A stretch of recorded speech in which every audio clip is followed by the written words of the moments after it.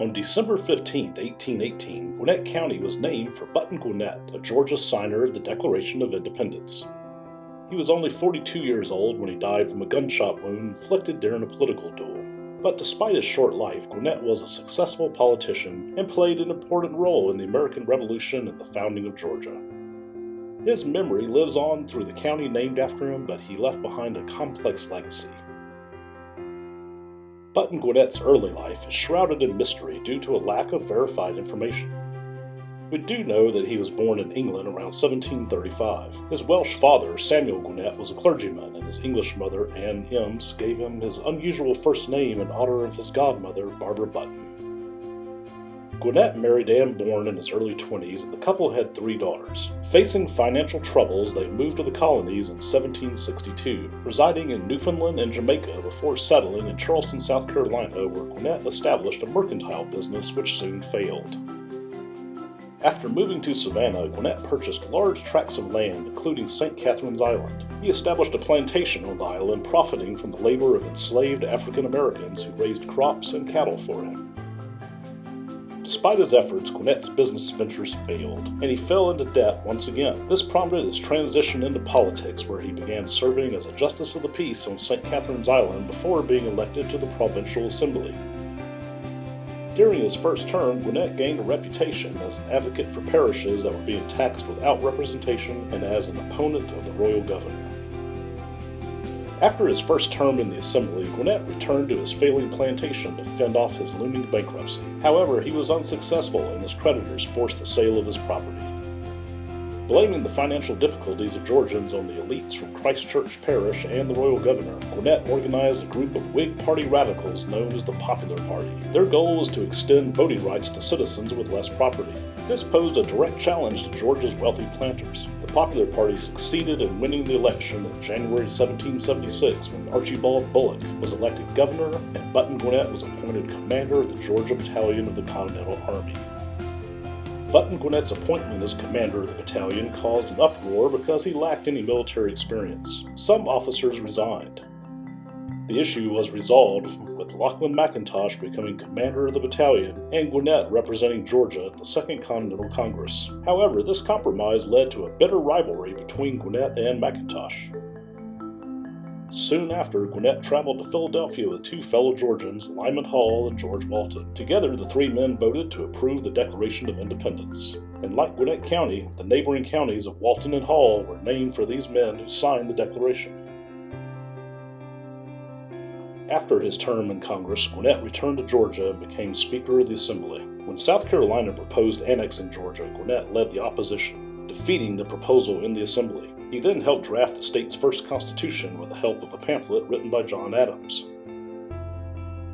However, not everyone was pleased with it, especially his nemesis, Lachlan McIntosh. A couple of weeks later, Archibald Bullock was elected governor under the new constitution. However, he died suddenly just hours after taking office, leading to Gwinnett being chosen to finish his term. The only vote against his appointment came from George McIntosh, the brother of Lachlan. There were rumors that Governor Bullock was poisoned, but no evidence was found and no suspects were ever named. Once Gwinnett became governor, he targeted his political rival Lachlan McIntosh along with Lachlan's brothers William and George.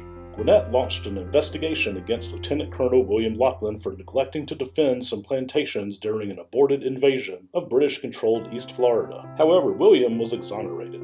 Exhausted by the ordeal, William took a leave of absence. And having dealt with William McIntosh, Gwinnett then focused on George McIntosh.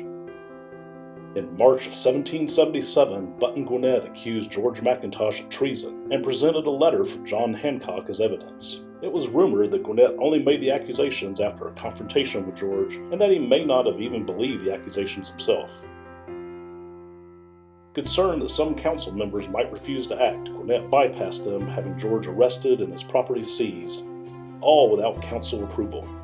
With both William and George out of the way, Gwinnett then tried to take command of General Lachlan McIntosh's battalion to attack British forces in St. Augustine, Florida. McIntosh opposed this, believing that Georgia forces were not prepared for an offensive so far from their supply lines, and that Gwinnett was overstepping his authority. After several days of debate, Gwinnett's plans were approved and Colonel Elbert was sent to lead the attack. However, the expedition was quickly abandoned after traveling only a few miles. Gwinnett's impulsive decision to send a military force to Florida cost him the election for governor of Georgia. Afterward, General McIntosh convinced the Assembly to investigate Gwinnett's actions, but Gwinnett was cleared of any wrongdoing. This enraged McIntosh, who publicly insulted Gwinnett during an Assembly meeting, calling him a scoundrel and a lying rascal. Even though the Assembly cleared him of any wrongdoing, Gwinnett seethed over McIntosh's public insult.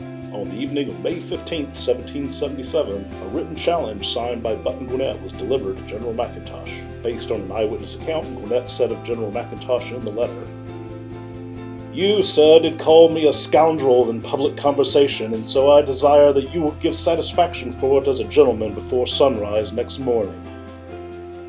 To which the general replied, "The hour is rather earlier than my usual, but I will assuredly meet you at the place and time appointed with a pair of pistols." So early the morning of May 16, 1777, in a plantation pasture owned by deposed royal governor James Wright, Button Gwinnett and Lachlan McIntosh faced off, standing 10 to 12 feet apart. Someone proposed they turn their backs, but Lachlan refused, declaring, "Let us see what we are about." Without delay, they took their places and fired almost simultaneously. Gwinnett fell to the ground, his thigh shattered. The general was also hit, but remained standing. He offered Gwinnett another shot, but everyone objected. The seconds declared them both gentlemen and men of honor. Lachlan and Gwinnett shook hands and then parted ways. Unfortunately for Button Gwinnett, gangrene set in and he died 3 days later, on May 19, 1777, at the age of 42. He is reportedly buried in Savannah's Colonial Park Cemetery, though the exact location of his grave there is unknown. McIntosh survived his gunshot wound and was not charged with Gwinnett's death. However, he had to transfer to George Washington's Northern Command to escape the wrath of Gwinnett's partisan supporters. Lachlan McIntosh lived to the age of 80, and McIntosh County, Georgia is named for him and his family.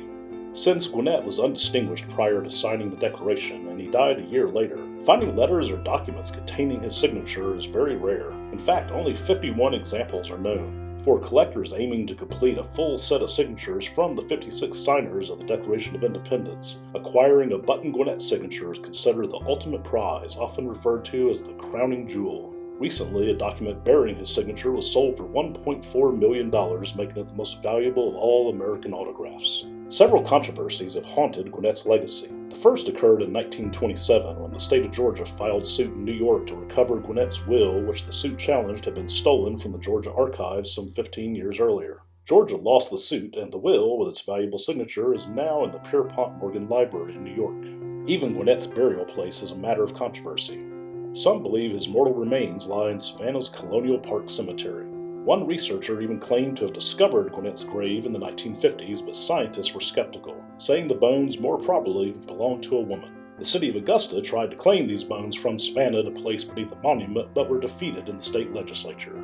Lastly, there are no confirmed authentic portraits or bust of Button Gwinnett. One purported portrait, signed by a colonial artist, was purchased by an Atlanta bank in 1958, but was soon decried as a forgery by Button Gwinnett enthusiasts in Savannah. The painting is still unauthenticated to this day.